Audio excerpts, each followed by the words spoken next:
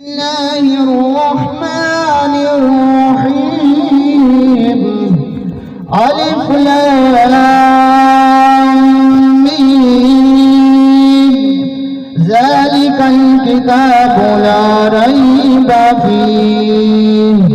هدى للمتقين